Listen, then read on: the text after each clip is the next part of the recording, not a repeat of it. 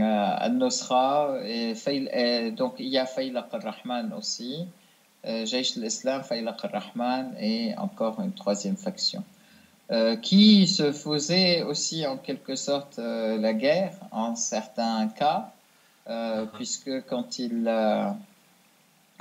commence à perdre, hein, et c'est là des bandades, il s'accuse de trahison, il s'accuse d'avoir vendu les uns aux autres, etc. L'armée syrienne a donc avancé, elle a coupé la route en deux dans un premier temps. Oui. La volonté, c'était d'isoler la partie où il y a des fermes de la partie qui est vraiment avec des bâtiments, etc. Il y a une grande concentration de la population et qui est très construite en fait. Hein. Oui. Et la partie où il y a des fermes, etc. Des zones de culture. Serait de l'autre côté. Donc aujourd'hui, voilà, aujourd'hui, cette division, la situation aujourd'hui est la suivante. Donc, elle est coupée non seulement en deux parties, mais en trois. C'est-à-dire que Harasta est séparé complètement de Douma. Oui. Et il y a eu, donc, Harasta est même encerclé, puisque oui. l'armée syrienne qui est remontée du sud donc, a rejoint le département, la direction des véhicules qui oui. étaient, elle, à l'intérieur de l'autre côté de Harasta. Donc là, Harasta est complètement encerclée. Douma, elle est complètement coupée de Harasta. Et encerclée puis de aussi. l'autre côté, il y a les villes de Harasta. Douma est également encerclée comme Harasta. Hein. Oui, oui. Exactement. Ça a été d'ailleurs, si vous me permettez. De l'autre côté, donc il y a des villes. Oui, excusez-moi, Sars. J'ai vu la carte de l'avancement des forces syriennes dans la Ghouta orientale. Elle est foudroyante, hein. C'est-à-dire que l'armée syrienne a conquis en l'espace de quelques jours à peu près 40% du territoire de cette poche de résistance terroriste. Hein. Et maintenant, on a Douma au nord-est qui est complètement encerclé, Harasta qui est juste un petit peu au sud-ouest de Douma qui est également encerclé, et il y a une troisième, c'est la plus grosse poche, qui contient, je crois, le quartier de Jobar, hein, qui touche la capitale syrienne. Et tous ces éléments-là sont donc ces trois parties encerclées dont vous parlez. Hein. Tout à fait. Tout à fait. Et alors, bon, donc aussi, on en vient aux détails de la population, puisque au début, il y a eu un passage humanitaire, un corridor humanitaire qui a été fait du côté du camp d'Al-Wafidin. Les terroristes d'Al-Nusra n'arrêtaient pas de tirer dessus, ce qui fait que les gens ne pouvaient pas sortir. Ils étaient, un jour, il y a eu un garçon, une fille, qui ont 7 ans, qui ont réussi à venir en disant qu'ils étaient partis avec leurs parents, et qu'il y a eu un tir assez violent comment dire, un tir dessus sur eux. Eux, ils se sont couchés par terre et après ils ont rampé et ils ont couru, et ils savent pas si leurs parents ont été tués ou en tout cas eux ils ont couru, ils sont arrivés à là où il y a l'armée syrienne, donc ils les ont secourus, donné à manger, à boire, etc. Ils étaient dans un état de peur, transi de peur, et ils ne savaient même pas ce qu'étaient devenus leurs parents. Oui, donc, et ça, justement, les gens, pendant 6 jours, en fait, depuis le début de l'application de 24.01, les cars attendaient, les voitures, les ambulances, les aides, les vivres, plus les gens de la Croix-Rouge, en fait, les équipes de la Croix, pas de la Croix-Rouge, du Croissant Rouge syrien, ils attendaient la population pour aider, pour l'aide médicale et toutes sortes d'aides. personne n'est sorti. Ils n'ont jamais laissé personne les sortir. Et voilà. Et au bout de 7 jours, ils ont réussi à sortir 60 personnes, et dont 13 terroristes qui sortaient avec des armes, une arme légère, et qui partaient, ou même ayant rendu leurs armes. Donc sur le chemin, il y a eu une sorte de désaccord, en fait, hein, parce que tout ça, c'est des pourparlers qui se font à l'intérieur. Alors, deuxièmement, excusez-moi, maintenant je vous laisse parler, Oui, parce oui, que oui, vous vouliez parler, dire. je voulais pas vous interrompre, Voilà. mais c'était pour aller dans votre direction, puisque vous avez évoqué, je dirais, le sauvetage de ces deux petits-enfants syriens, hein, qui se sont échappés des griffes des terroristes. Il y a effectivement un reportage de RT France, hein, qui leur donne la parole, où ils expliquent effectivement que les terroristes leur tiraient dessus. Hein. Alors j'en profite à ce propos pour dire que vous m'avez transmis des vidéos, et avec ce reportage, je vais donc dans la description de la vidéo de ce site web, je vais donner les liens hypertextes afin que chacun puisse aller voir donc regarder ces reportages pour se rendre compte de la situation réelle, hein, pas celle que les Occidentaux essayent de nous faire gober. Hein. Exactement. Alors, il y a eu, donc, je continue un peu sur les autres parties. Il y a eu donc, pas mal de la population ayant vu que ils n'arrivaient pas qu'ils n'arrivaient pas à sortir, malgré le fait qu'il y a des corridors humanitaires qui ont été faits. Ils ont commencé à se rebeller contre les terroristes à l'intérieur. Donc, il y a eu des grandes manifestations dans les villes de Hamouriye, de Jisrin,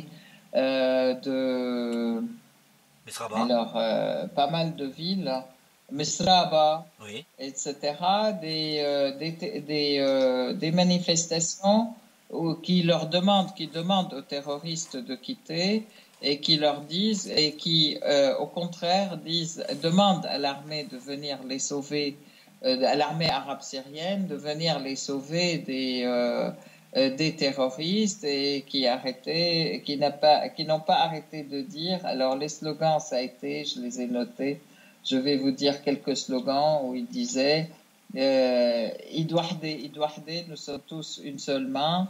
Nous, avec l'armée, on veut pas d'hommes armés chez nous. Allez, sortez, comment dire, pas d'armes, seule arme, c'est pas de l'armée syrienne. Enfin, et ils ont vraiment hissé le drapeau syrien. Ça, c'est très important. Ils ont envie de revivre normalement, et ils disent vive l'armée syrienne, vive le peuple syrien, vive Assad, venez nous sauver, venez nous sauver. Donc ça, c'est en fait aujourd'hui, donc maintenant, après toutes ces manifestations, l'armée syrienne et la situation qui s'est faite aujourd'hui. Donc, moi, je donne le résumé de la situation finale d'aujourd'hui à aujourd'hui. Aujourd'hui, il y a 3 corridors humanitaires qui ont été ouverts. Donc, le premier, Al-Wafidin, sur lequel il y a encore du monde qui attend. Ils attendent. Il y a eu un corridor humanitaire à Jisrin, et un corridor humanitaire à Halfaya. Donc, 3 corridors humanitaires. La ville de Jisrin a été complètement libérée aujourd'hui. Voilà, les gens, en plus, à Mesraba aussi a été. Alors, il y a différents cas.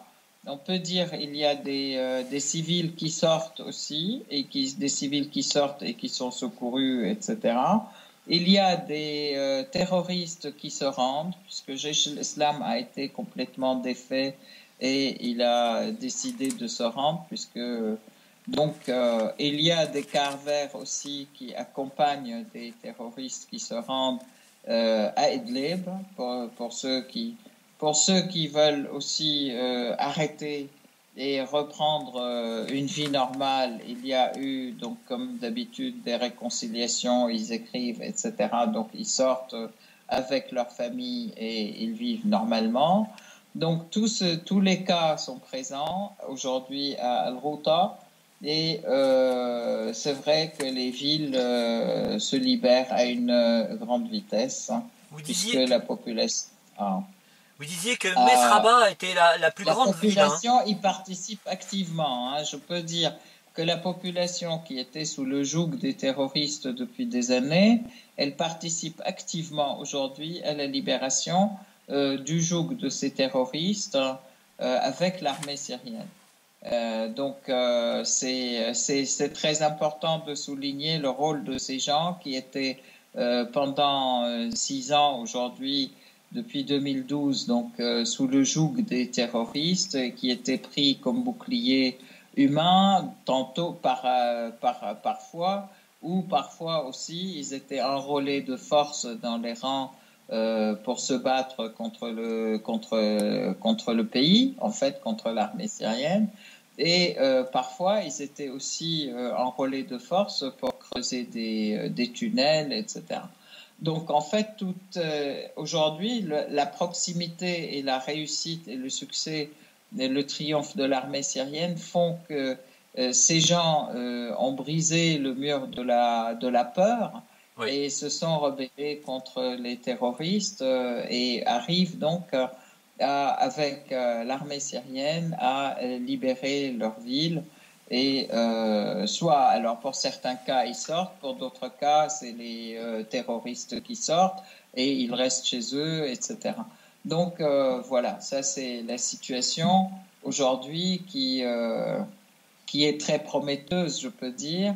Ce qui a fait d'ailleurs que les fameux casques blancs là d'Al-Nusra simulent encore des attaques chimiques qui ont, oui, été dénoncées par la population d'ailleurs. Et confirmées par les Russes, hein. Elle est confirmée, oui, aujourd'hui par les Russes, hein, qui dénoncent une attaque chimique, un false flag, c'est-à-dire un acte sous faux drapeau, le 5 mars dernier. Oui, oui, oui. Et en fait, c'est dénoncé par les Russes, c'est dénoncé par la population qui sort, parce qu'ils disent on les a vus en train de filmer vraiment une mise en scène, quoi. Ils filmaient des attaques aux chimiques, etc. Ils ont pris des enfants, ils ont pris. Donc, et là, effectivement, c'est clair pour la population et j'espère que ça va être clair aussi pour tout le monde, même au Conseil de sécurité qui se réunit à l'heure actuelle à propos de la Syrie et à propos de l'application de la résolution 2401. Je tiens à dire que notre ambassadeur permanent à l'ONU, Dr Bachar Ja'afari, a été très clair en leur disant que de toute façon, tout ceci, ce sont des simulations, qu'il y a des centaines de lettres où on vous indiquait qu'il y avait des convois qui sont arrivés. D'ailleurs, je vais en parler. Trois camions, il me semble qu'on en avait parlé au dernier CITREP. Absolument. 3 camions qui étaient arrivés, qui avaient passé la frontière turque-syrienne par Bab el-Hawa. Avec des produits chimiques. Voilà, trois camions qui portaient du chlore condensé. En fait, des convois de chlore. 2 sont allés au village de Loza et le 3e est parti dans un 3e village qui s'est mis dans une école en fait, et donc ils ont transformé l'école en dépôt d'armes chimiques ou de produits pour produire des armes chimiques. Et tous les détails ont été envoyés à l'Organisation pour l'interdiction des armes chimiques de l'ONU et à l'ONU elle-même. Tous les détails ont été faits et ils sont en train de préparer une mise en scène, qu'ils sont en train de préparer, et ceci à la veille de la date du 13 mars, puisque la date du 13 mars est la réunion de la 87e ou 78e session de cette organisation d'interdiction des armes chimiques. Donc, et la menace court c'était clair toujours, hein. que ça allait exploser. C'était très précis et bien sûr, il n'en a jamais été tenu compte. Il continue d'ailleurs à vouloir accuser la Syrie d'attaque aux armes chimiques. Oui, oui. À défaut d'autre chose, je ne sais pas, puisque la Syrie accomplit, en fait, elle fait son devoir à la fois de protection de la population, elle n'utilise pas du tout les armes chimiques et donc voilà. Oui. Alors, Essar, oui, en effet, mais cette menace de false flag à l'arme chimique, elle demeure hein, comme une épée de Damoclès au-dessus de la tête des Syriens, parce que tant que la Ghouta de l'Est n'aura pas été totalement évacuée de ces terroristes, cette menace-là demeurera. Hein. De toute façon, je tiens à dire quand même que, de toute façon, la détermination et la réalité de l'avancée vont dans le sens d'un nettoyage total de la Ghouta. Il y a une détermination politique, il y a une détermination effectivement de notre part et de la part aussi de nos alliés. Donc ça, c'est quelque chose de très important. C'est ça qui fait qu'il y a aussi cet affolement, je peux dire, du monde occidental ou du monde atlantiste, hein, qui voulait absolument que la Syrie soit détruite et redevienne une colonie, puisque ce chose qui a été complètement trahie par la proposition atlantiste qui a été faite à Sochi, rappelons-le, qui était pratiquement la mise sous mandat international de la Syrie. Et cette proposition qui a été faite par les États-Unis, la France, l'Angleterre, la Jordanie et l'Arabie saoudite. Hein. Donc, effectivement, ce sont les outils de la guerre ouverte. Et malheureusement, l'ONU devient par la force par le poids des États-Unis, je pense qu'elle est en train elle est devenue ces derniers temps une plateforme de défense de la politique atlantiste et de la politique américaine. Par contre, je crois que la résistance et le succès et la victoire de la Syrie et l'échec du plan de partage et le plan de partitionnement de la Syrie, l'échec de toute cette stratégie militaire américaine dans la région, américano-sioniste dans la région, fait qu'il y a un monde nouveau qui naît, que la Russie devient aussi, de ce fait, elle est devenue une très grande puissance, la Chine est une grande puissance, et aussi, donc, on va vers un monde multipolaire de toute manière que les États-Unis n'acceptent pas encore et ils vont finir, ils ont du mal, et ils agissent aussi sur leurs alliés de l'OTAN. Oui. Mais bon, de toute façon, je crois que c'est une période de gestation du monde nouveau qui va être très difficile pour tout le monde. Voilà.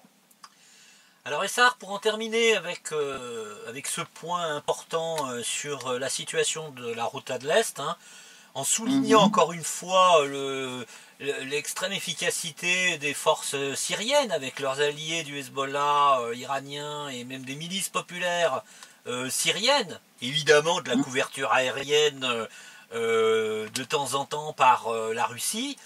Donc Mhm. vous rappelez, vous disiez Arasta, Douma et les villages et villes de Les Zamalka, autres Erbin, villages, c'est Arbin,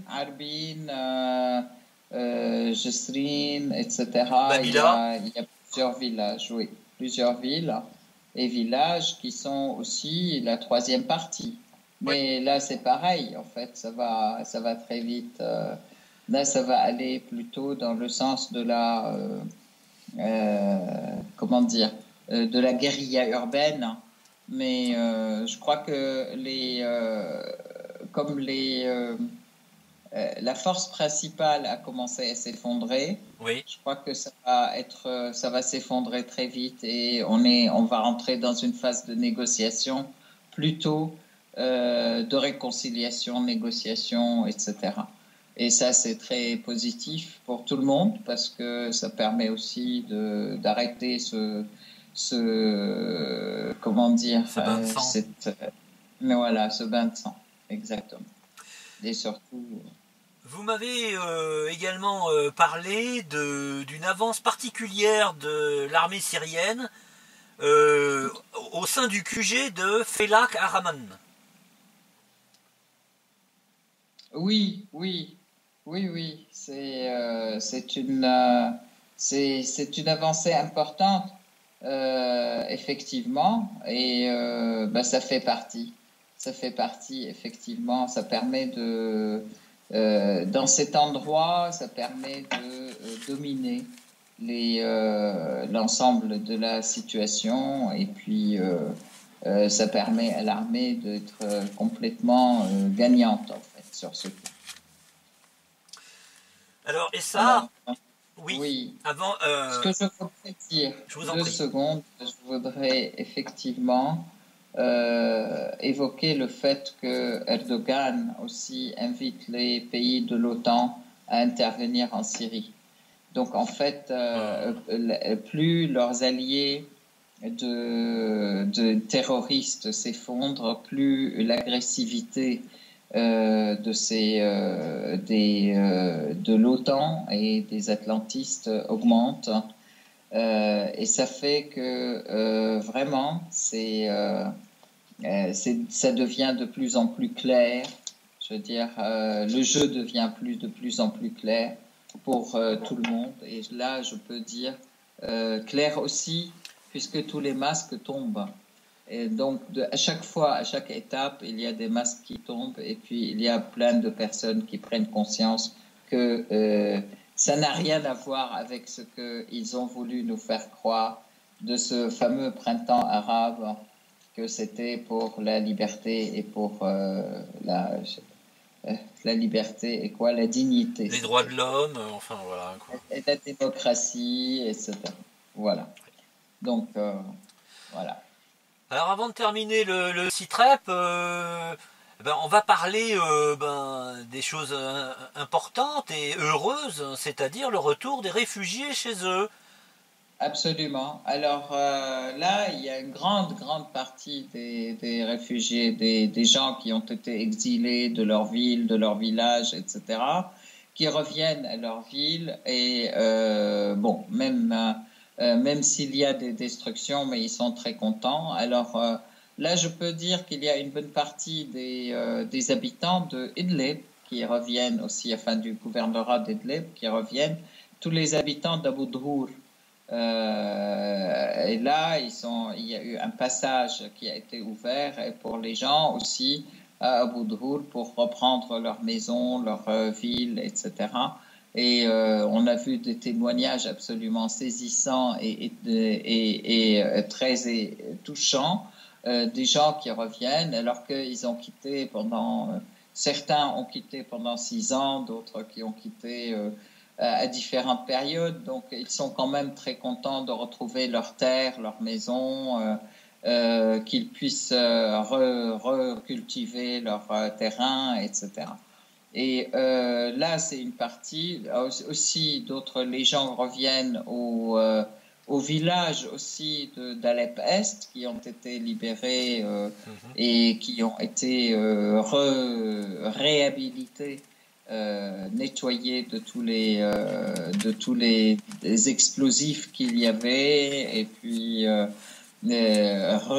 réhabilités au point de vue eau, électricité, égouts et circuits d'évacuation d'eau. De la même manière, donc, des gens qui étaient aussi à Deir Zor, Oui. les quartiers est de Deir Zor qui ont été libérés dernièrement aussi, les gens reviennent. En tout cas, partout, alors l'université de l'Euphrate reprend aussi le service, alors que les étudiants de cette université allaient dans d'autres universités pour continuer leurs études. Bon, dans l'ensemble, les gens sont plutôt contents de revenir chez eux, même s'ils retrouvent quand même des destructions. Mais il est temps, disent-ils, qu'on commence à reconstruire nos maisons et nos quartiers. Et en même temps, ceci dans un cadre plutôt de joie, de gaieté, parce que ils construisent tout de suite, ils construisent et ils commencent à construire, mais en même temps, il y a des festivités, il y a comment dire, une joie en fait. Il y a aussi des messes qui se font, des messes collectives, et puis comment dire, des célébrations collectives en fait de ce retour. Et ça, c'est très très important. Voilà. Alors, donc en même temps, la Syrie participe à un grand salon du textile en Égypte, du textile, du prêt-à-porter, et où les fabricants syriens se positionnent très très bien. Ah oui. Bon. C'est des bombardements, voilà. Il faut le noter, parce que vous le savez, vous entendez très très bien, puisque vous êtes sur place. Mais effectivement, absolument. Là, on vient d'entendre deux explosions, dont une beaucoup plus grosse que l'autre, la suivante. Ouais. Voilà, donc c'est... Tout à fait. C'est l'illustration de la présence permanente du danger qu'il y a pour Damas, tant que la route de l'Est n'est pas complètement libérée. Il y a des morts et des blessés tous les jours. Ouais. Il y a des morts et des blessés tous les jours. Et là, on vit sous une pluie d'obus, de missiles qui nous viennent de la Ghouta qui est défendue par tous les Occidentaux. On voulait défendre les terroristes qui prennent à la fois les habitants de la Ghouta en otage et qui nous envoient une pluie d'obus et de mortiers sur la figure, sur la gueule. Donc, c'est ça que défendent l'Occident et la presse occidentale, la presse mainstream, malheureusement. Oui. Voilà. Ah, il faudra bien faire comme... Donc, sur ce, je vous souhaite... Oui, excusez-moi, Essar, avant de vous quitter, comment je dirais, de rappeler... Ah, excusez-moi, voilà. On ne vous a pas entendu, excusez-moi. Sur ce, je souhaitais... Oui, sur ce, je souhaitais en fait à tout le monde 2 bonnes semaines en attendant notre prochain CITREP et en espérant des nouvelles très agréables de défaite totale du terrorisme en Syrie et donc que nous célébrerons ensemble, au moins à Damas. Merci Essar. Alors, je profite de la fin de ce CITREP pour... Je vous souhaite une bonne soirée. Merci Essar. Alors, je profite de la fin de ce CITREP pour enjoindre mes compatriotes et puis tous les francophones à ne surtout pas se laisser embobiner par les tentatives médiatiques de faire passer les false flags probables qui risquent d'arriver dans les prochains jours à l'arme chimique dans la route de l'Est comme étant une vérité, je dirais, incontestable. On a ici une tentative désespérée des terroristes et de leurs sponsors d'essayer de renverser la situation. Il n'en est rien, la situation va vers la libération de la route de l'Est et la défaite des plans machiavéliques, sataniques même des Occidentaux en Syrie. Et donc j'enjoins mes compatriotes et les francophones qui nous écoutent de ne pas se laisser embobiner par cette manipulation médiatique et de toujours aller à la source de l'information autant que c'est possible, dont vous êtes l'un des éléments fondamentaux comme source, l'un des éléments de ces sources fondamentales d'information, SAR. Et je vous remercie chaleureusement Absolument. De ce que vous nous avez apporté encore aujourd'hui, sous la menace des missiles de la route de l'Est. Hein, on l'a entendu à plusieurs reprises dans le SITREP avec des explosions très caractéristiques. Voilà, voilà, je crois que je peux vous dire bonne soirée si possible, le mieux possible. Et encore merci pour ce que vous venez de nous offrir. Bonne soirée. Bonne soirée à vous et merci Tom et merci effectivement pour cette mise en garde que ne pas croire à tout ce que racontent les médias mainstream concernant les attaques chimiques, concernant tous les false flags qu'ils essayent de monter en pointe contre la Syrie. Mais en fait, nous avons le moral, nous résistons, nous vaincrons et la Syrie vivra. Comme toujours, digne et fier. Et vous pouvez me croire. Merci Essar. Merci beaucoup. Bonne soirée. Bonne soirée. Au revoir. Merci. Merci Tom. Au revoir.